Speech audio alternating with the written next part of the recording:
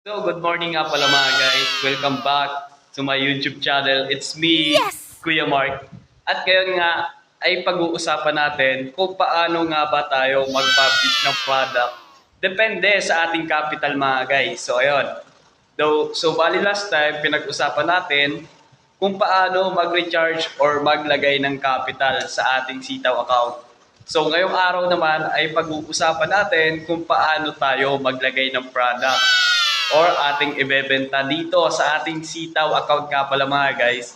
Pero syempre, wag niyo po kakalimutan na nakabatay po sa ating capital or ating fund ng ating sitaw account ang pag-post ng mga product nga pala dito guys. So ayun, wag po kayong malilito mga guys at ito po ang isa sa mga kamalian na ginagawa ng ating mga kasitaw seller na wala pong guide or hindi po na-guide po ng maayos ng ating mga sitaw na talaga mismo